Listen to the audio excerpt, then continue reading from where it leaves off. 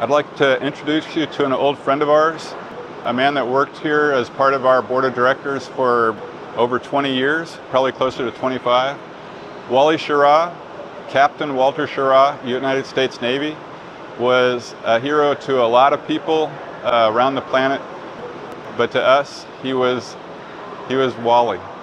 Captain Schirra holds a unique distinction among our early astronauts. He was the only gentleman that flew in the one-man Mercury, the two-man Gemini, and the three-man Apollo.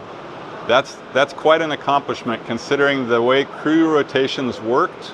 It was very difficult for anyone to accomplish that, and Captain Wally is that man. A quick note about his name.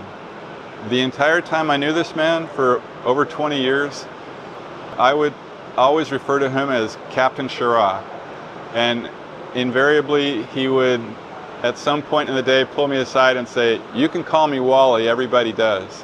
And over the years we developed this little interaction where he would say that to me and I would always reply the same way. "I was in the Navy too, sir, and I know if I ever call you anything other than Captain, these curtains are going to open, my old chief's going to run out, and he's going to have me." And it would always give him a little chuckle, and he's like, "All right, you can call me Captain." So most of the people in the building called him Wally, but I never could. We lost him in 2012 to cancer. It's something that he kept very close to the vest. Most of us had no idea that he was ill at all.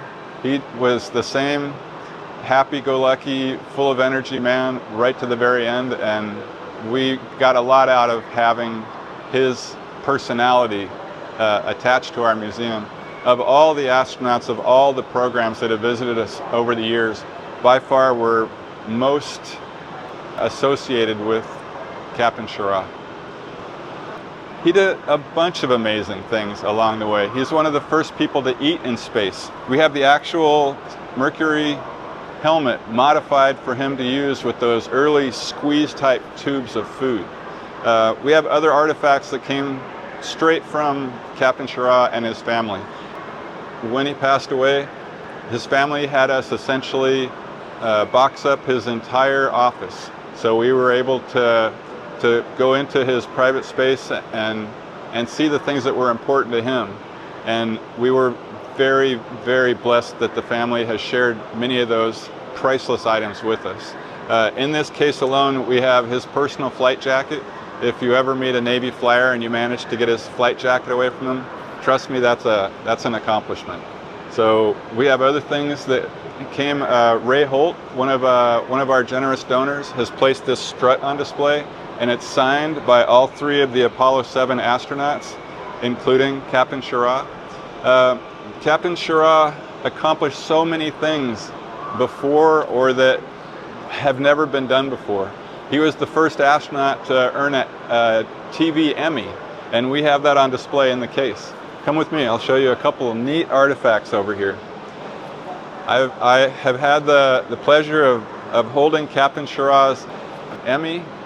He got it for the Apollo 11 landing. He was the voice of reason sitting beside Walter Cronkite. And when Mr. Cronkite went a little bit off the res talking about the possibility of the spaceship falling over in the dust, it was Captain Schirra, that brought everybody back down onto the ground by saying, "We know how deep the dust is. It's not going to tip over." He just quietly calmed everybody down. The next artifact we have in this case is such a Captain Schirra specialty. This is the actual radio. The gray part of the radio you see in front of you is the actual radio from his Mercury spacecraft. When the captain came back to Earth, he asked the engineers, as they're disassembling his spacecraft and sending all the pieces back to the primary contractor, he says, "Is there any chance I could get the radio out of my spacecraft? You know, just a little souvenir." And the engineers thought it over and, "Sure, we can do that. This is just one of many radios. We've got many like it." So they went to present it to the captain. Then they remembered who they were about to give the radio to. And they thought, what would he use this radio for? Well, there's still missions going up, and they realized the captain might have a plan to reach out and talk to his own friends in space. It looked like a possibility. So the engineers had to Wally-proof his radio. So they installed it in this brass cabinet inside a wood cabinet, and on the back side where you would look to plug in maybe a microphone or antennas, the only thing on the back of this is the power plug. The good captain couldn't use it for anything other than a souvenir.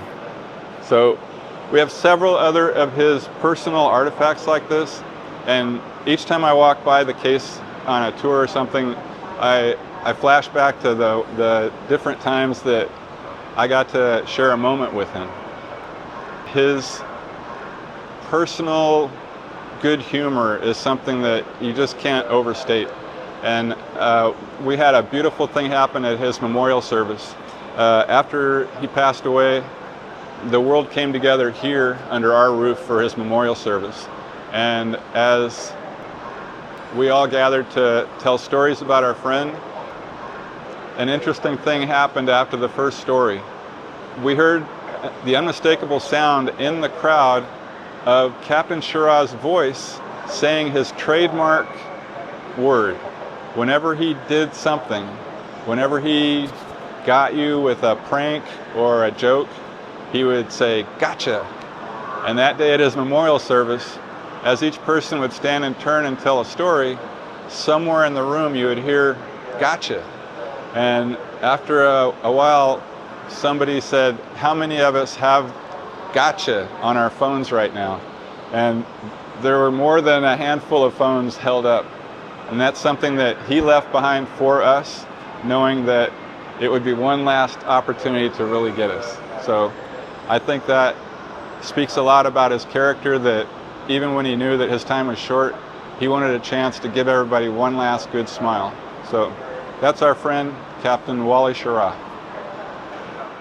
I can't let the opportunity go by without sharing one of Wally's more famous jokes. He had a very good friend. In fact, he was friends with, I can't imagine any of the astronauts he wasn't friends with. He got along great with pretty much everybody. But one man that would visit the museum that the two of them got along so great was Al Shepard, America's first astronaut. And whenever the two of them were in the building, the humor between these two astronauts would definitely come out. They had a couple of jokes that they would always tell about each other. And my favorite jokes from that interchange was always Captain Schirra would point at Al Shepard and say, "We only sent you to space because we ran out of monkeys." And Al Shepard's retort, his reply to Wally was always, you're the reason all of our spaceships kept getting fatter." So it was always neat to have a little bit of an inside fly-on-the-wall aspect to seeing how these guys really get along. They're not just people out of history, they were flesh and blood people with friends and families, and it was really it's really a priceless opportunity for me personally to get to know these guys.